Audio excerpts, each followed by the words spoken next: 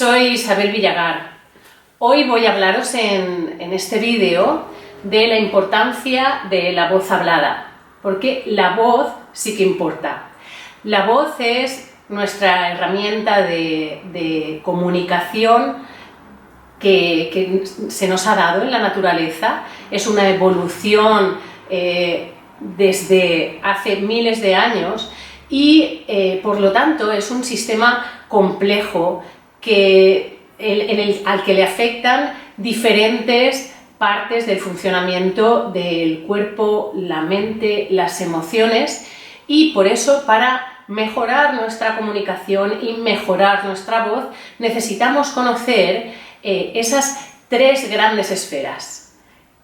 Cuando hablo de esferas hablo de un conjunto grande de capacidades y de cualidades que han de ser trabajadas para llevar a la voz a su máximo potencial y rendimiento y tener una comunicación potente, efectiva y que nos haga felices en nuestro día a día. Esas tres esferas son la esfera corporal, debido a que la voz está dentro de nuestro cuerpo, de nuestro sistema neuromuscular, y necesitamos de una coordinación de las diferentes partes del cuerpo que están implicadas en la fonación. Después tenemos la esfera emocional. Es muy importante entender que hay una parte de la voz que está controlada por nuestro sistema límbico. No es posible comunicar sin emoción. Cada vez que hablamos hay una emoción subyacente, más o menos potente, más o menos explícita, más o menos identificable por vuestros interlocutores, pero siempre hay emoción. Digamos que las emociones colorean nuestra voz y la hacen rica en expresividad. Y la última esfera de la que os voy a hablar es, digamos, la esfera mental, es la elaboración de los mensajes, el cómo hacemos un mensaje para que llegue a las personas a las que tenemos que atender. Porque no es lo mismo hablar en casa que hablar en una conferencia o en una reunión de trabajo o con los amigos. Cada contexto tiene sus códigos y es importante conocer esas reglas de comunicación y, sobre todo, el objetivo de la comunicación. A veces solo informaremos, a veces pretenderemos captar la atención de la audiencia para convencerles de nuestras ideas, y así un largo etcétera. Pues todos esos elementos, incluidos en esta esfera, está también el control del lenguaje, tener un lenguaje rico, pues también influye en aquello en la comunicación. Si pensamos en la primera de las esferas, la esfera corporal, la ciencia vocal ha estudiado que la voz se rige por 5 principios. Si bien es cierto que la producción de la voz es un sistema complejo en el que intervienen áreas diversas del cerebro que deben, coordinarse, hay una serie de patrones neuromusculares que implican diferentes partes del cuerpo que son susceptibles de ser entrenadas y mejoradas. Los 5 principios que rigen el trabajo vocal son la postura, la respiración, la emisión, la resonancia y la articulación. Voy a hacer una breve descripción de cada uno de estos 5 principios. El primero, la postura, es importante porque necesitamos, tener una buena coordinación de todo nuestro cuerpo para producir bien la voz. Un defecto en la postura, como puede ser caminar con los hombros echados hacia adelante o proyectar la barbilla hacia arriba o hacia abajo, van a afectar a todo el sistema fonatorio. La postura se puede trabajar tanto de pie como sentado y hemos de procurar ese equilibrio muscular entre la parte anterior del cuerpo y la parte posterior, alargar nuestro cuello y intentar mantener nuestra parte de la boca, la lengua, la mandíbula lo más flexible y relajada posible. Si tenemos una buena postura, debemos de pensar en la respiración. O sea, ya tenemos nuestra estructura que nos está sujetando muscularmente y nos está sosteniendo, y entonces tenemos que hablar de la respiración. Entonces, cuando como pedagoga me he encontrado en muchas ocasiones como gente que me decía bueno, pero si todos respiramos, ¿qué tengo que aprender yo de la respiración para hablar mejor y para proyectar la voz? Pues bien, es muy importante conocer que no solo es el tomar el aire correctamente, es decir, hacer una respiración costo-abdominal. Podéis notar si hacéis esta respiración costo-abdominal porque se expande vuestra parte baja del abdomen y vuestras costillas inferiores.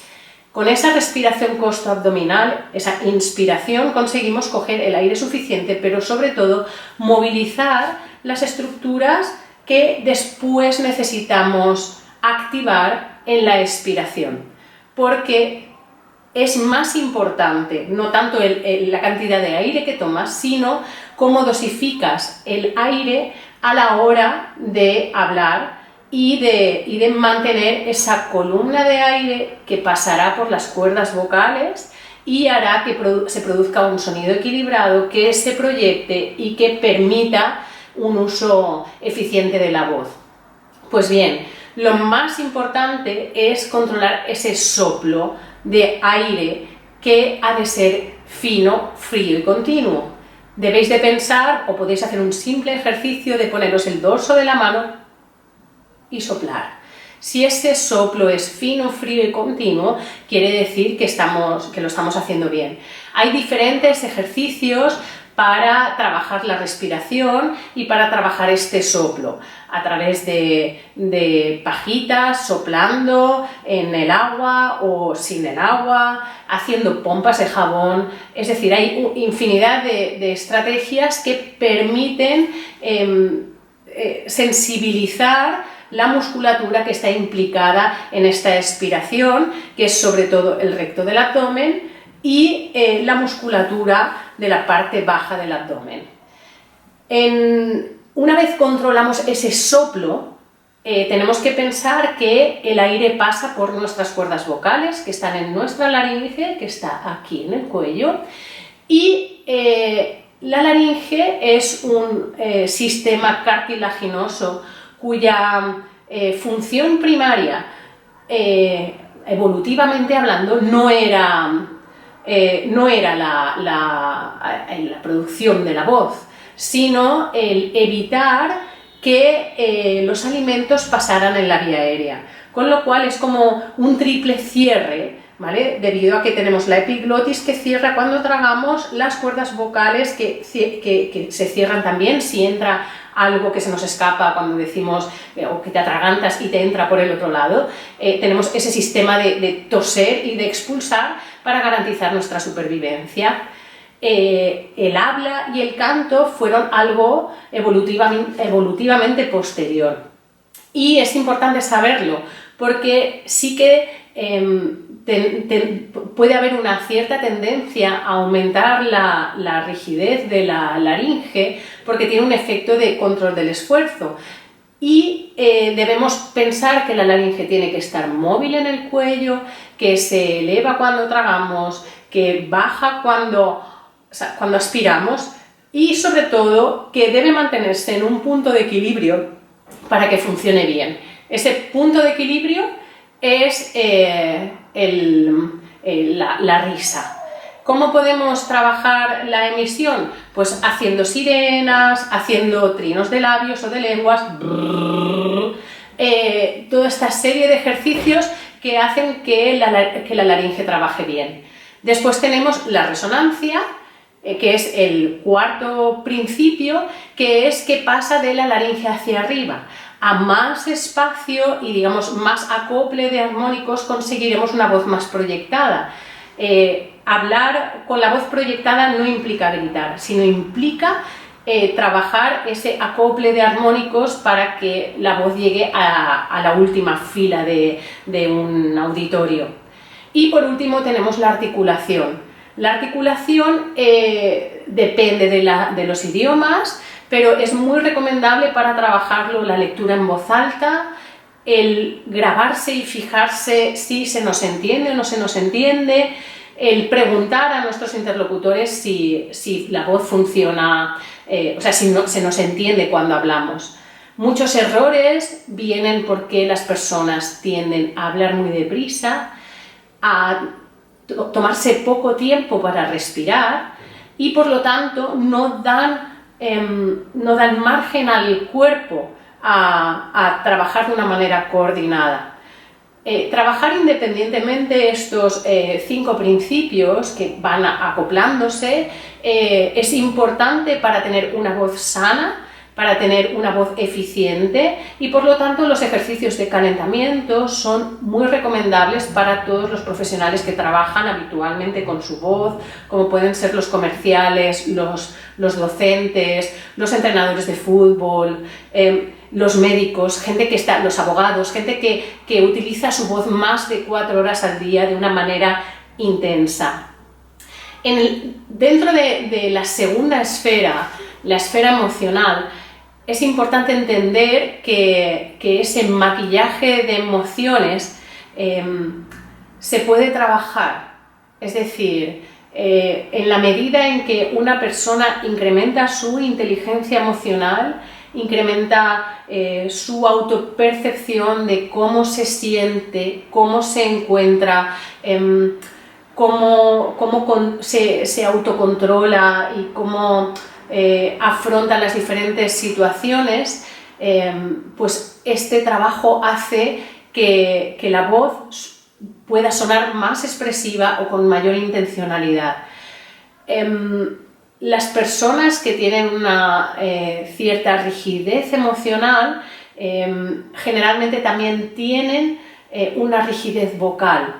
Entonces es un camino de ida y vuelta. Es decir, a veces habrá que trabajar más la parte física y a veces habrá que trabajar más la parte emocional, pero ambas partes se van a enriquecer la una de la otra porque mayores recursos vocales van a permitir mayor expresividad vocal, sobre todo en los casos, en las personas en las que les cuesta controlar la intensidad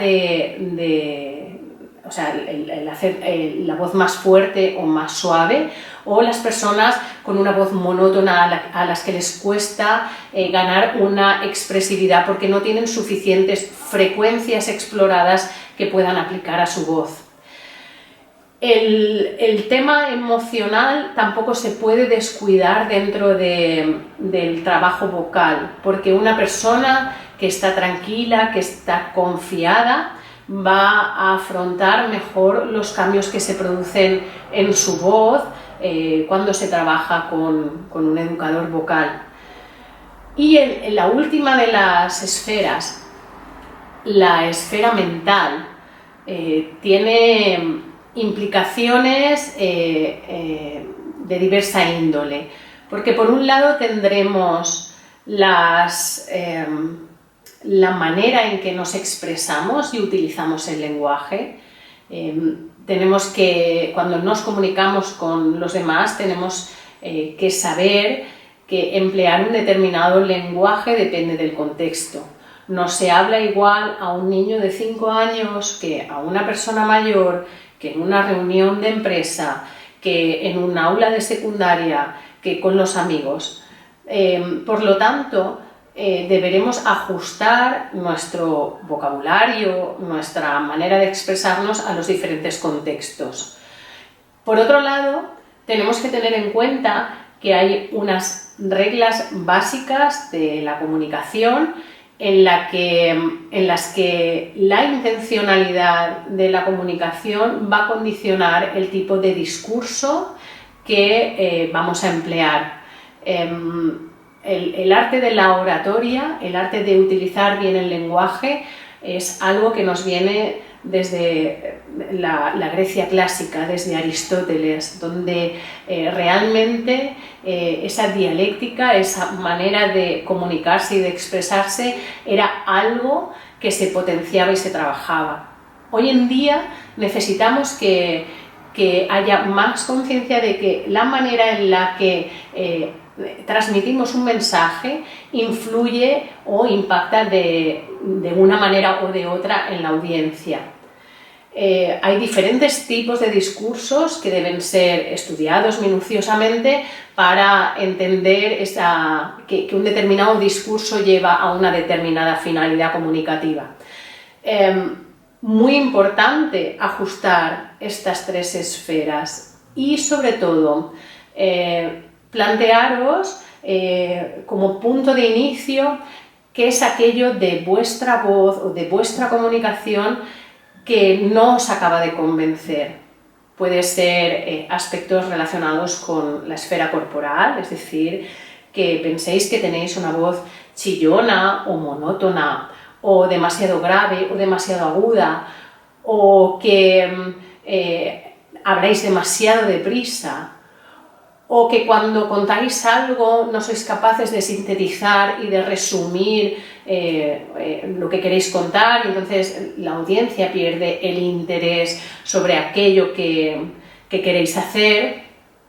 Y entonces yo en mi libro, En la voz sí que importa, planteo una serie de rutinas para trabajar en función de aquello que se quiere mejorar. Es muy importante que cuando se trabaja la voz no os planteéis todos los objetivos a la vez. Tenéis que ir paso a paso, porque lo importante es el cambio permanente, es el establecer un nuevo hábito. Y para eso siempre recomiendo que las personas tomen una o dos cuestiones a trabajar y dediquen 2-3 semanas a implementarlo en su día a día.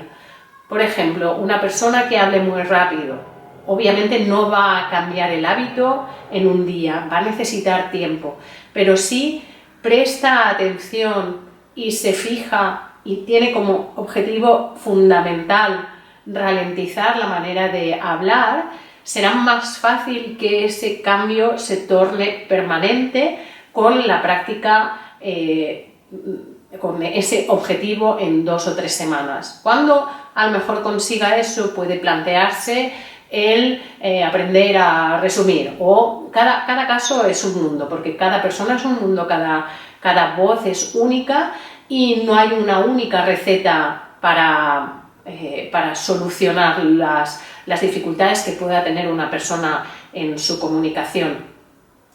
Pero sobre todo eso, la constancia. Y también decir que socialmente necesitamos crear una conciencia de la importancia de la educación vocal desde la infancia, desde las escuelas, desde las familias, porque un problema vocal afecta a todo ese equilibrio psicofísico de la persona. Y problemas emocionales pueden venir de que una persona sienta vergüenza a la hora de expresarse porque no le gusta su voz, o le cuesta expresarse porque no domina bien la lengua. Y al final son pequeños hándicaps que van inutilizándonos socialmente. Si hace 100 años se tomó conciencia social de la importancia que tenía en la prevención de los problemas de los dientes, en lavarse cada día, debemos ser conscientes que unos cuidados mínimos diarios de nuestra voz y una prevención básica de los posibles problemas que pueden afectar a la voz nos garantizará una voz sana y saludable por siempre. Y sobre todo, cuando aparezca algún problema, no pensar que se va a solucionar por sí mismo. Hay profesionales tanto en el mundo de la educación como en el mundo de la medicina, que cuidan de las voces de las personas. Yo os recomiendo que, si no estáis a gusto con alguno de los aspectos de vuestra voz, trabajéis sobre ello, porque los beneficios que obtendréis de ello no tienen medida. Y espero que este vídeo os haya ayudado a entender este sistema complejo que es la voz y os ayude a cuidarla y a mantenerla sana.